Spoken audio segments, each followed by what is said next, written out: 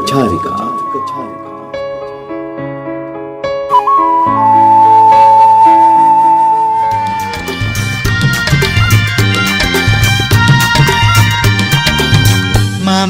Mamini maneya kabin pabalayak kamawe yamu denna bimiyannata bol lasan vandani karuna vilasi jaya dasak dese liyave noidul rahsak ingin kiyave sanda negila kiri debalena paruve ridi ganga gala makarandaya mage runga madira rasoge onna tava manda pramade rani adare madara par satubile nirantar gamana mein enintana ghana dure inek yan meten sitan nikmi mamad ubwagem minisek sinani malvar jage adare sansalaloke mauke ahase taru ganinna වේද දන්නේ දන්නේ මුහුදේ වතුර බොන්න වේද දන්නේ දන්නේ අපිව දන්නේ නැහැ කවුරුත් අපිව දන්නේ නැහැ සුපුරුදු පරිදි අදත් මතක චාරිකා තුලින් ඔබ හමුවන්නේ සංගීත තටාකයේ සුපිවි අරවින්දයක් සමග මියසිලෝ මිනිරුවන හෙලේ ගාන්ධාර්වයානෝ ඕස්ට්‍රේලියාවේ සිඩ්නි නුවර වෙසෙන සංගීතවේදී ආචාර්ය ෂෙල්ටන් ප්‍රේමරත්නයන් සමග පිළිසඳරකට මේ මොහොත යොදා ගන්නවා. සුබ දවසක්. අයිබෝවන්. අයිබෝවන්. හඬ කියන දේ ඔබතුමා කිව්වා වගේ මාතෘත්වයත් එක්ක බිහිවුණු දෙයක්. ඔව්. ඒ සම්බන්ධකම තාල ශාස්ත්‍රයට කොහොමද බලපෑවේ? ඇත්තටම සිරුරේ තාලයක් නිරතුරුවම ක්‍රියාත්මක වෙනවා. හදවත ස්පන්දනයේ. එතකොට මව කුස තුල පිළිසඳ ගත්ත දා සිටම සවන් නෙතට යොමු වෙච්ච එක දෙයක් තමයි හදවත ස්පන්දනය. ඉතින් තාල ශාස්ත්‍රයේ තියෙන්නේ එතනයි. ඊට පස්සේ බිහි වුණාට පස්සේ අම්මා තමයි මුල්ම ගීතේ ඉව්වේ. නැලවිලි ගීතේ. එතකොට අම්මා තමයි මුල් ගුරුවරයා සංගීතයේ හැම මිනිසෙක්ගෙම. දේශාන්තරව අත්දැකීම් ලබා හෙලේ ගීත පෝෂණයෙහිලා යුතුයකම් රාශියක් ඉටු කරමින් ඔබතුමා මේ ගෙන යන දිවි ගමනේ අනාගත පරපුර වෙත ඔබතුමාට දිය හැකි ආදර්ශ පණිවිඩයක් සඳහන් කළොත්? සංගීතය ගැන කතා කරන්න අමාරුයි.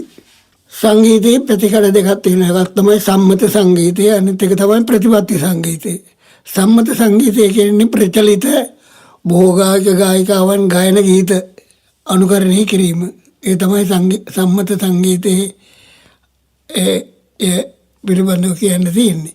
ප්‍රතිපත්ති සංගීතය තමයි හරයක් ඇතුව ශාස්ත්‍රීය කරුණු හදාරලා තාල ශාස්ත්‍රයේ නාද ශාස්ත්‍රයේ පිළිබඳව සතත අභ්‍යාසයේ යෙදලා කරන දේ තමයි ප්‍රතිපත්ති සංගීතය.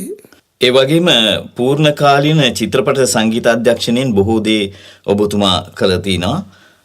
ජීවිතේ ප්‍රීතිය, එකෝමත් එක රටක, මා ආලය කළ තරුණිය, ගැහැණු ගැට, සීන සතක්, දස්කොන්, තිසාහාමි, හැංගි හොරා, බඩුත් එක්ක හොරු, කලන මිතුරෝ, රෝමියෝ ජුලියට් කතාවක්, හිතක පිපුණු මල්, මා හේනේ රීරියකා, යලි ඉපදේ, වීදුරු ගෙවල්, තිලකා තිලකා, සිරිපාලහා රන්මැණිකා, එක් දවසක් රෑ, නිවෙන ගින්න, ආදර ගීතය, යෝතිපති, උණ්ඩය.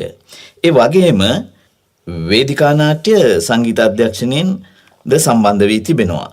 හීන කුලය, සසර දුක, සුරා සූදු අන්තුවා, සමදරා, මන්ත්‍රී හාමුදුරුවෝ, ගුත්තිල මූසිල, සාරභූමි, සකුන්තලා, විශ්ව විමුක්ති, අමල් බිසෝ, නව යුගය, තිත්තබත, පරවිය, තවත් උදෑසනක්, මනරංජන වැඩවර්ජන, හොටබරි යුද්ධේ, කොමිසම ඉදිරියේ සාක්කි දෙන්නෝ, හුණු වටේ කතාව, දුන්දුම් බෙරේ, කෝන්තරේ, තහංචි, සක්වල යට, ගමට ඉරපායයි, ගමන, සෛලාසිනිය, පහනෙන් පහන, චූලෝදර මහෝදර, මූණ නැති යකා, නරියා සහ කේජු, සිරිසංගබෝ, සී වික්‍රම, සමුද්‍රදේවි වැනි නාට්‍යන්ට ඔබතුමා සංගීතෙන් අධ්‍යක්ෂණයෙන් සම්බන්ධ වෙලා තියෙනවා.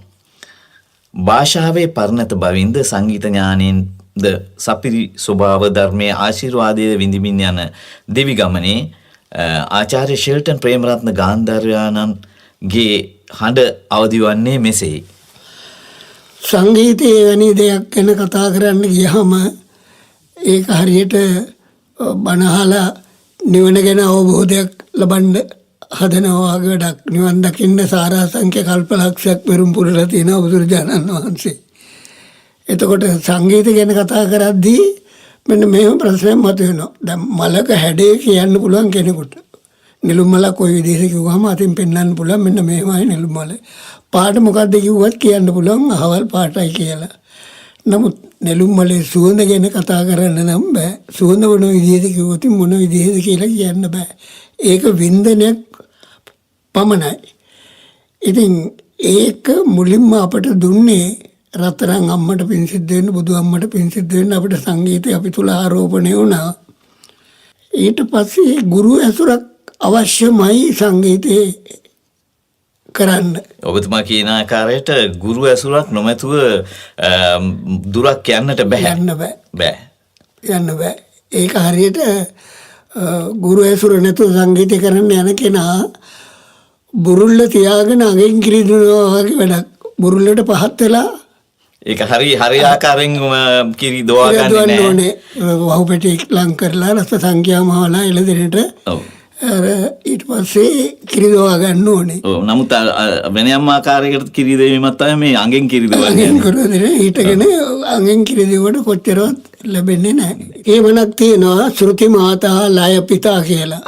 ලය කියන්නේ තාලයට සම්බන්ධ කොටසයි. ශ්‍රුතිය කියන්නේ නාදයට සම්බන්ධ කොටසයි. එතකොට මේ කොටස් දෙක හරියාකාර අවබෝධයෙන් යුතුව අභ්‍යාස කරමින් ඉගෙනගත් කෙනාට සංගීතය කිරීම පහසුයි. නැත්තම් වෙන්නේ අඳුරේ අතගාගෙන යනවා වගේ. අඳුරේ අතගාගෙන යනවා වගේ වැඩක් වෙන්නේ. ඔව්. එතකොට මේ සංගීත තාල ශාස්ත්‍ර ප්‍රධානයි නේද? ඔබතුමා කීවා වගේ. සංගීතය තුල අපි දන්න පරිදි අපි කියනවා සරි ගම පද නී කියලා. ඔබතුමා හඳුන්වන්නේ ඒ කෙටියෙන් කියන්නේ ඒකට කියන්නේ ස්වර සංඥා කියලා. සරිගම පදනී කියන එකේ ඒකේ නාදාවලිය තියෙනවා. ඒකට කියනවා නම් වශයෙන් ස්වර නාම වශයෙන් සජ්ජය, ඍෂභය, ගාන්ධාරය, මධ්‍යමය, පංචමය, දෛවතය, නිෂාදය කියලා ස්වර හත බෙදෙනවා. ඒකම තමයි tonic, supertonic, mediant, sub dominant, dominant, sub mediant, leading කියලා ස්වර හත බෙදෙනවා. ඒකම තමයි ඔය සජ්ජය, ඍෂභය, ගාන්ධාරය, මධ්‍යමය, පංචමය, දෛවතය, නිෂාදය කියන්නේ. ඇත්තටම ඔබතුමාගේ සංගීත ඥානය හරියට විශ්වකෝෂයක් වගේ. මෙවැනි කුඩා වේලාවකදී බොහෝ දෙයක් කතා කරන්න ඉඩක් ලැබෙන්නේ නැහැ. මම හිතන්නේ ඔබතුමා ගැන ලියවිලා තිබුණු පොතකුත් මා දැක්කා. ඒ ගැනත් කියනකොට අපිට දවස් ගාණක් කතා කරන්න පුළුවන් දේවල් ඔබතුමාගෙන් ඉගෙන ගන්න දේවල් බොහෝයි. ඉතින් ඔබතුමාට අපි දීර්ඝායු පතනවා. ඒ වගේම ඔබතුමාගේ මේ ගීතය, මේ හෙළ ගීතය තවත් අයට දායාද කරලා තිනවා. ඒ දායාද කරපු පුද්ගලයන් පවා තව ඉදිරියට ගෙන යනවා නම් අපිට මේ සුභාවිත ගීතය රැකේ කියලා මම හිතනවා. ස්තුතියි. ඔබතුමාටත් ස්තුතියි මෙවැනි සංගීතය පිළිබඳ යම්කිසි සාකච්ඡාවක යෙදෙන්නට ලැබීම ගැන.